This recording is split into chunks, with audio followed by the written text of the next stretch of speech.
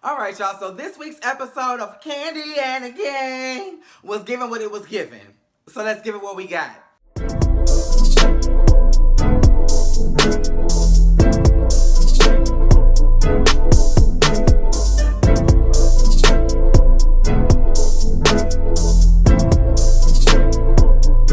So this episode picks up where the last episode left off with Torin and Phillip. And Torin he ain't having it. He was like, I report to Kandi, not you. I am a partner in this. I am not an employee, okay? So I don't care what you think of me. I could have ignored your black ass. But I came over here and I was nice to you and you still haven't gave me your introduction. And Phillip said, no, I'm not going to. So let's just agree to disagree, because what I had on this computer was much more entertaining than all this you got going on right here. So poof, la boo. Now you would think that everything was fine after that. Oh no, Phillip wasn't having it. He had went to Don Juan, I think. Yeah, and he was venting to Don Juan. Yeah. He was talking to Don Juan. He was like, oh, Big Bird came up in his yellow sweater, and then Kandi had walked up. Phillip said, well, y'all can deal with him from now on, because I'm not. I don't manage people like this, so I just can't deal with this. And Kandi was all but saying, well, she actually said it in her confessional, but she did say it in the scene. But in the scene, she was all but saying, bitch, yes, the fuck you are. I pay you. What you not gonna do is tell me what you ain't gonna do. You are the manager. Manage it. Now, I will say this. Although Phillip be doing a whole lot of shit that he don't need to be doing, it's a whole lot of extra, but I can see that his heart is in it. Like, he really wants his business to thrive.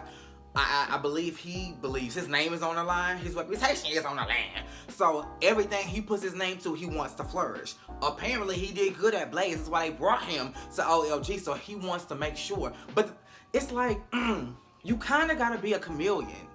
I'm not asking you to have these people change who you are and make you bend and break and, not uphold the rules. But if this is more of a wicked crowd, I don't want to say good though, then when in Rome, loosen up a little bit. And if you can't loosen up, just as long as they doing their job and they not causing no ruckus amongst the customers, then you good. Check the ratings every day. If the ratings are going up, if the comments are getting better, then you doing your job. I'm just saying, because OLG don't need to be given crustacean. It don't need to be given Nobu, okay? It's very much Hattie Marie's. It's very much, I didn't want to say Golden Corral, because, but it's given very much Roscoe's. It's given, y'all know what I'm saying. Like, it's given, classy but sassy, Patrick and Torin. So, remember Patrick had said he was planning on putting Torin to work because he wanted him to redesign his apartment or, decorate it or whatever. So Torin had came over. He was like, I want this here, I want that there. And I'm thinking, okay, like, you want a whole lot, but okay, I guess. And then he gets to this one room and he like, this is where all the action is going to happen. This is the Mr. Nasty time. Patrick, black people isn't, well, you are related to Kandi. I was going to say black people are not into BDSM, but apparently your cousin thinks otherwise. So I guess you are... Is she, oh my God, is the girlfriend also a consultant? Because y'all know she got a CVS list of shit that she do. So anyway, Patrick is telling Torin all what he want him to do. And then he tells him, I'm going to have a housewoman. I want you to plan that too. Torin is like, ka-ching, ching, getting paid over here. Thursday, getting paid over here.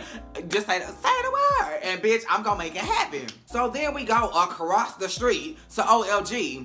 And Dom is late. Business is booming, girl. You missing the second rush. Okay? And then Brandon is just casually eating. He not trying to pick up none of the slack. The sink is stopped up. It's dirty dishes under the little ice thing. Girl, it's just a mess. And Brian is like, look, I'm battling with my sobriety. I don't need to be behind here fixing nobody drinks. Brandon's like, I don't know what to tell you, bitch. Because this mac and cheese is doing this thing and I'm not about to leave this bar where employees are not supposed to even be sitting.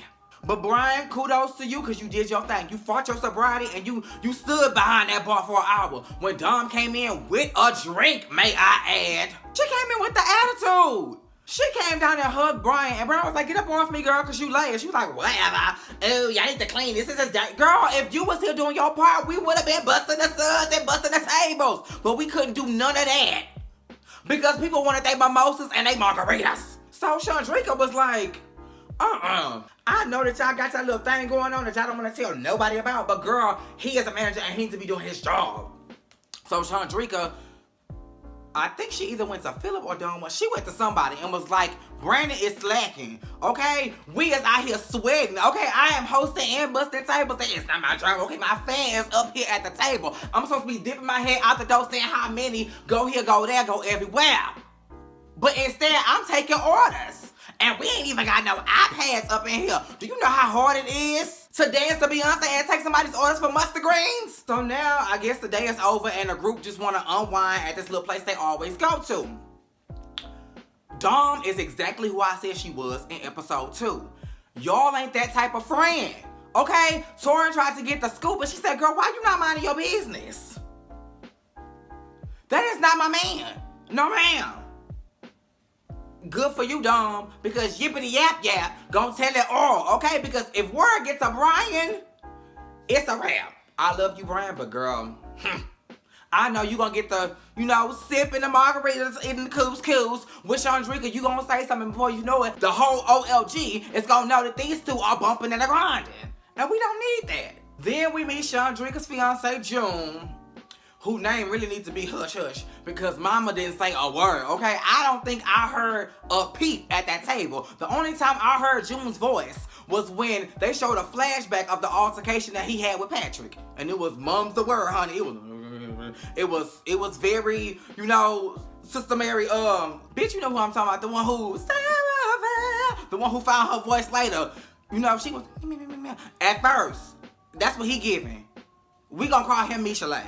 Brian got to talking about his sobriety. He talked about it at the end of the episode, but I'm not going to talk about that scene. But, to sum it all up, he was really going through it, honey. He was already drinking, before the, Rona hit, and he didn't really notice it. But once we was on Tina, then he noticed, I'm always drinking, and it's affecting my mood. Sometimes I don't want to get out of bed, and when I'm awake, I wish I was still asleep. He was going through depression, and then he lost his sister to suicide, I think. If I'm wrong, I'm so sorry, Brian. And my heart goes out to you. So he was dealing with all of that, and now he is doing better, which makes that scene before with him working the bar so much more critical. You don't want to tip nobody with the vices they trying to get rid of. Speaking of Brian, he's sitting at the bar talking to Randall, Remington, Nikolai.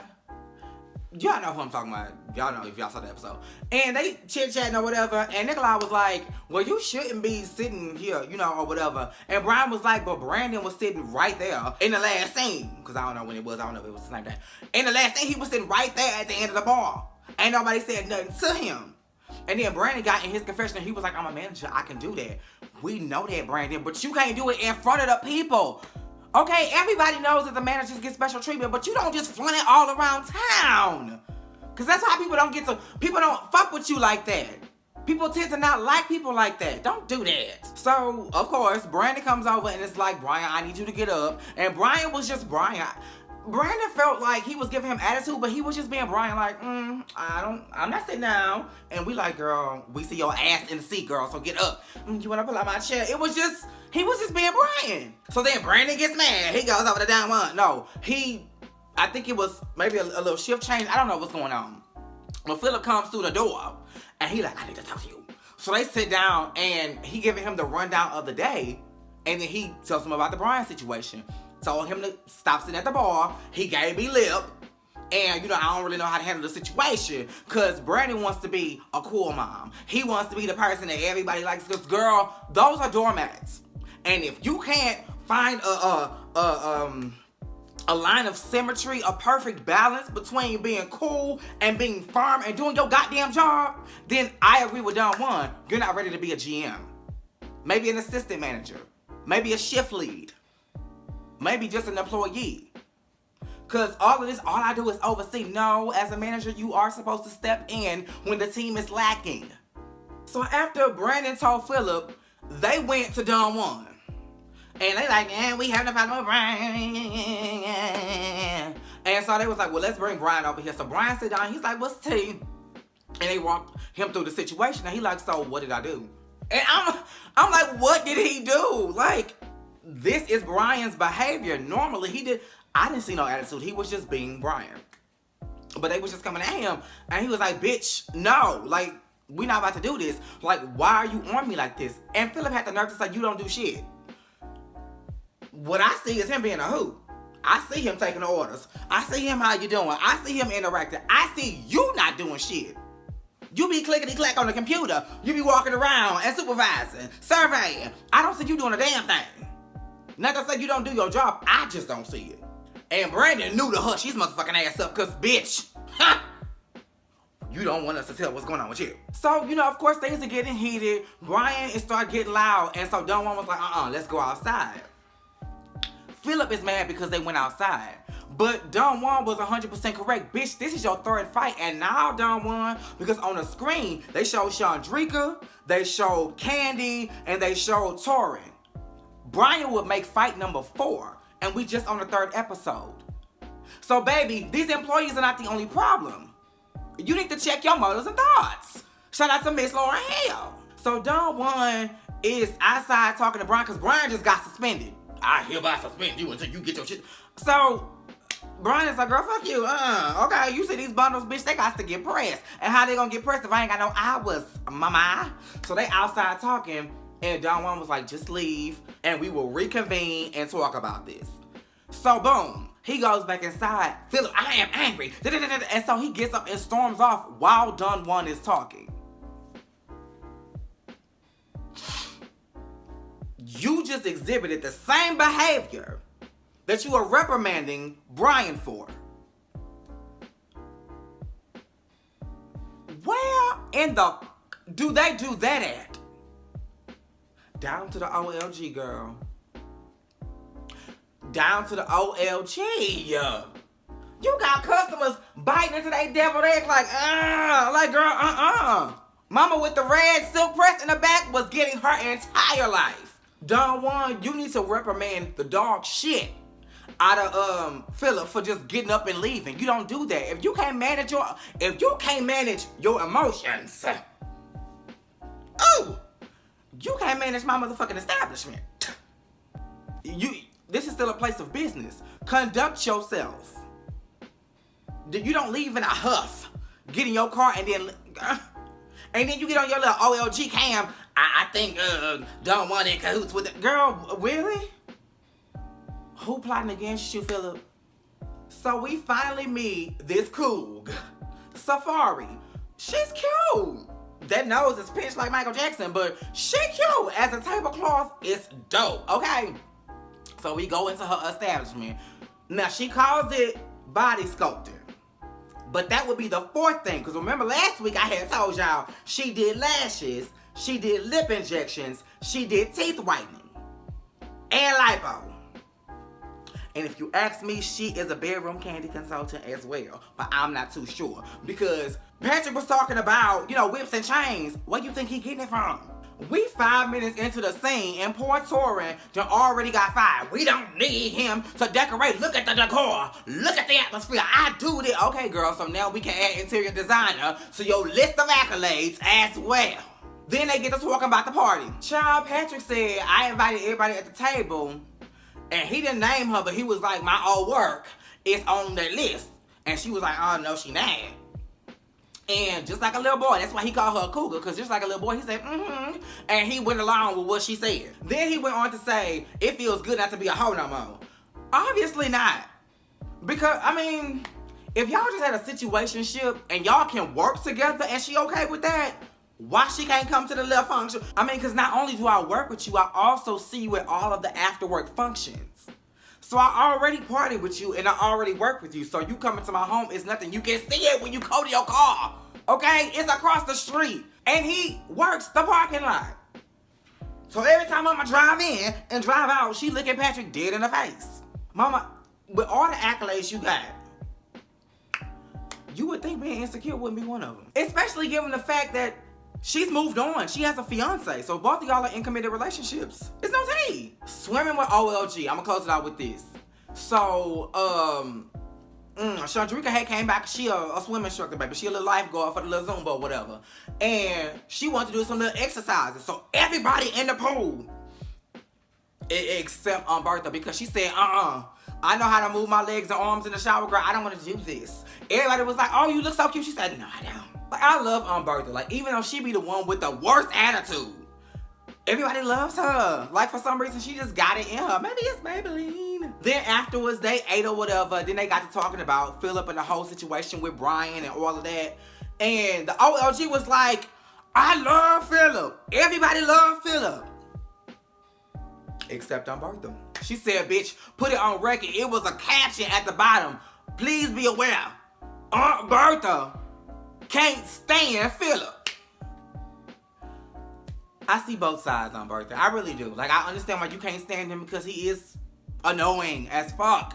But I feel like it's going to take somebody like Phillip or somebody with Phillip's structure to bring some alignment to the OLG crew. I really do. So that was the episode, y'all. It gave what it gave, so I gave it what I had. Make sure you were liking, commenting, subscribing, and that the notifications are on. Same place, same time.